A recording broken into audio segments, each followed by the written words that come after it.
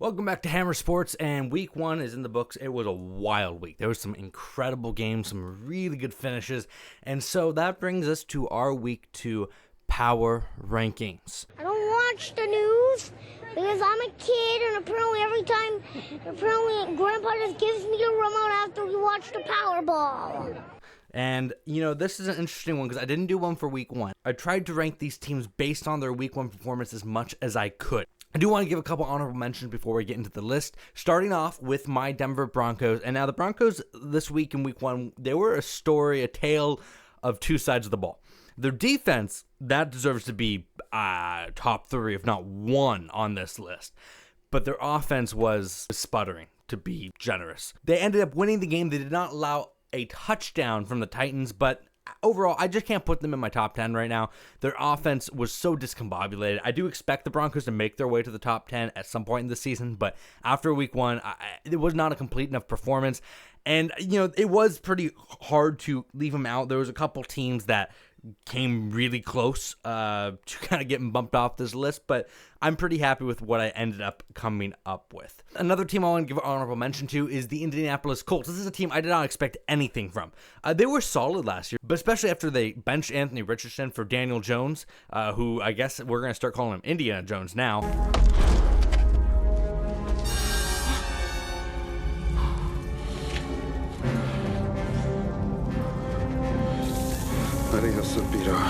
Yeah, I didn't expect a whole lot of the Colts, but they came out and they demolished the Dolphins 33-8. And now I don't really know if that is just because the Dolphins suck this year, which could very well be, but the Colts dominated every aspect of the game. And so I wanted to give them a shout out here, especially if they don't make this list later in the season. My final honorable mention goes to the New York Jets, who had a heartbreaking loss to, of course, Aaron Rodgers, who, of course, now he plays good in MetLife.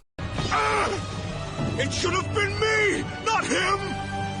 It's not fair! I know for Jets fans, especially at the end of that game, having those 3 and outs, the offense not being able to get going, and of course, Garrett Wilson getting the ball knocked out. Justin Fields might have been able to just run it for the first down. That's going to hurt. But overall, Jets should be really proud of this game. They did not look like the team we've seen from the Jets for the past few years. They moved the ball very efficiently for most of the game against a very good defense in the Steelers. Their defense struggled at times with Aaron Rodgers, especially at the end, but that's to be expected, especially as Aaron Rodgers looked a lot more like Aaron Rodgers. He was throwing the ball on time. He was making good plays. But the Jets, they didn't look like the team we've seen. Aaron Glenn did a great job changing the culture on this team just in one offseason, it feels like. And I'm excited to see what they do. It remains to be seen how they're going to do over the course of a season, but at least from week one, they definitely deserve a shout out. So that gets us into the meat and potatoes of this list. And I'm going to start off with number 10. That's the Tampa Bay Buccaneers. They won against Atlanta 21-20 in week one. Now, they were just shy of losing that game and missing this list, but Younghoe Koo came through for the Buccaneers, even though he's on the Falcons, and that's really got to hurt Falcons fans. Overall, looks like the same Buccaneers team we're expecting to see. I do expect them to probably climb up this list as well, but especially with how barely they got out of a game against a team I don't expect to be on this list, I had to put them down lower in my top 10. Moving on to number 9, we have the Los Angeles Rams, who, much like the Broncos, their offense really didn't do a whole lot. They won 14-9 over the Texans, but the reason I'm giving them the edge over the Broncos is because their defense did fantastic against the Texans, and I think the Texans are a better team than the Titans. So I'm going to give the Rams an edge over the Broncos, even though both had kind of similar games where their offense were kind of sputtering, but their defense really did good. On the Texans side, man, you might want to protect CJ Stroud because that was tough. Police! Police! Help! Police! Help! Police! Help! Help! Police! Help! At number 8, we got the Pittsburgh Steelers. Now, the Steelers, obviously, we're talking about the Jet side of things. Steelers won 34-32. Aaron Rodgers looking a little bit more like Rodgers of old. He was, like I said before, on time. He was efficient with the football. He didn't turn the ball over. He didn't take sacks. He was not late like he was so much in the Jets season. It's got to hurt for the Jets watching Aaron Rodgers march down the field and win that game after he just failed to do that so many times with the Jets last season. But the Steelers, their defense was probably the most concerning thing of the whole game. Now, obviously, the defense did come up big. Jalen Ramsey knocking out the ball of Garrett Wilson's hand to seal the game at the end. But overall, I was surprised with how well the Jets moved the ball on the Steelers. The offense, though, showing up. I'm still not on the bandwagon, but I got to give them their flowers. They had a good week 1 win, and we'll see where it goes from there. At number 7, we got the Kansas City Chiefs. Now, they are one of only 2 teams on this list who lost their week 1 game that I'm putting in my power rankings. Now, part of the reason the Chiefs are here is just out of respect of what they are. Like, I know everyone is expecting their downfall and praying for them they're going to suck. This is when they suck. They have done this so many times. I mean, they almost beat the Chargers without any receivers. Travis Kelce is basically using a walker out there, and his most impactful play was taking out Xavier Worthy. The running game didn't do a whole lot. Patrick Mahomes made some insane throws. That throw he made parallel to the ground on 4th down, it's ridiculous. Their defense wasn't to the level we expected especially from last season. Last season, the defense carried them for a majority of the year, and it's going to have to do the same this season if they want to have the same type of success. But the Chiefs, I'm not too worried about them, especially as they get healthier. They're going to be fine. But for now, I'm going to move them down a little bit on my power rankings, leave them at number 7. At number 6, I'm going to go with the team that beat them, the Los Angeles Chargers. Now, I wanted to put the Chargers up higher. I just don't trust it. You know, this was the first game that the Chargers won. That was a 1-possession game, and I think the stat was the last 16 games. I could be wrong with that. I'm doing this off of memory from the broadcast. But the Chargers finally got it done, and Justin Herbert finally was the guy to make the play in the big moment. That's the thing. I'm a huge Justin Herbert defender. I'm a huge Justin Herbert supporter. But the thing is, at some point, if you're going to be a great quarterback, you have to be great in the big moments. And let's be honest, he was great in the big moments against the Chiefs. He was fantastic. That scramble at the end, fantastic. A Charger fan's got to be excited because, that's the first time they've beaten the Chiefs since 2021. But for now, Chargers, number 6 on my list, and things are looking good for the Chargers this season. At number 5, I got the Washington Commanders, who beat the Giants 21-6. Now, the Commanders, fantastic run with Jaden Daniels last season, deep into the playoffs. A little bit of a slow start from the offense against the Giants. The Giants' defense isn't a pushover, though. Their offense, yeah, it's Russell Wilson. What did you expect, Giants fans?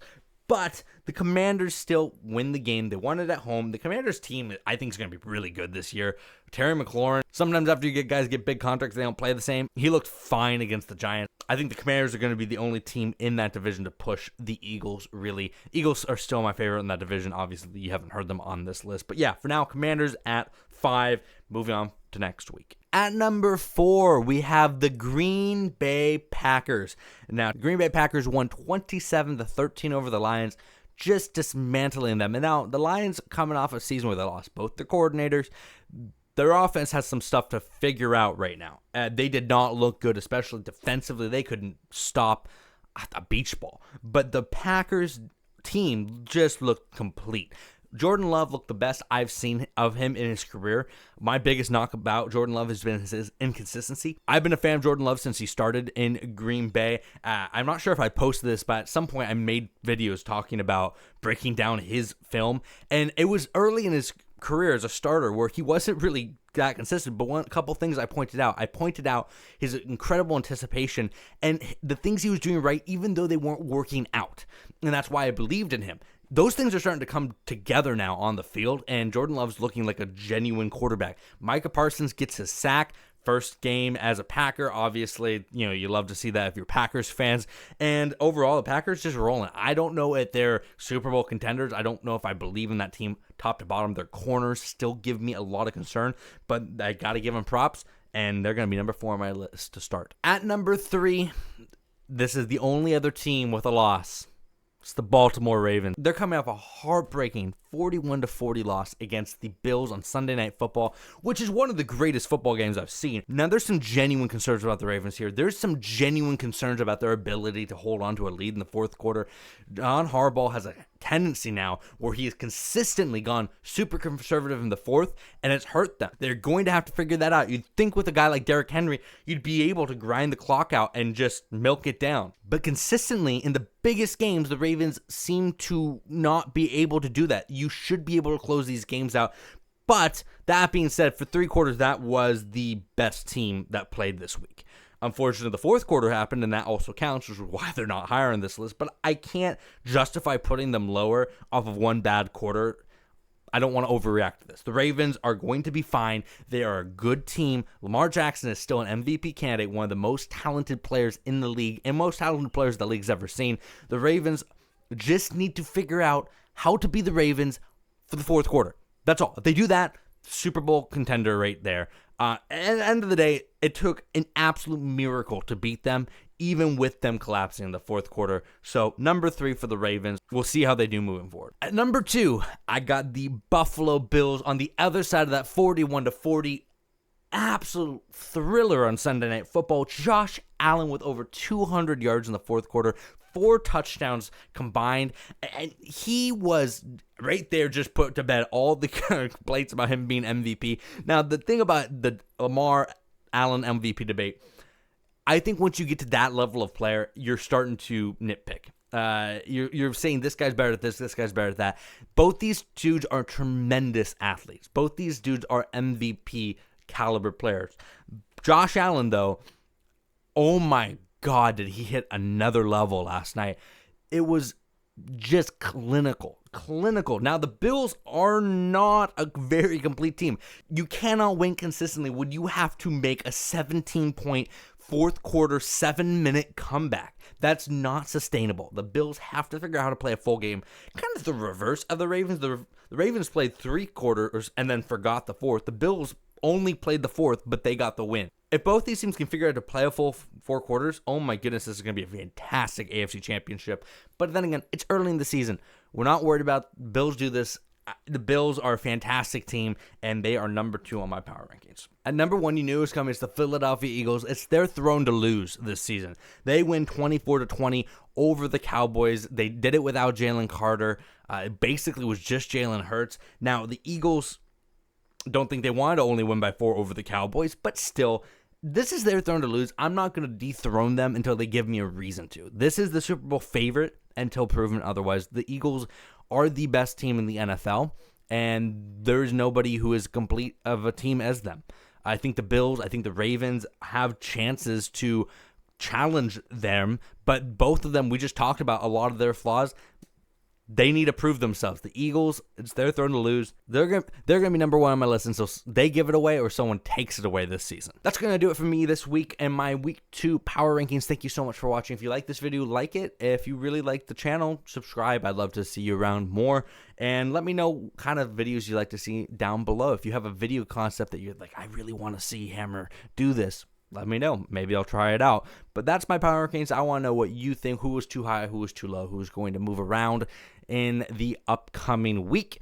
And I hope you have a great week tonight, Thursday Night Football. Also, stay tuned. I'm going to be putting out the NFL Tank Rank, which is kind of a reverse power rankings of the worst teams.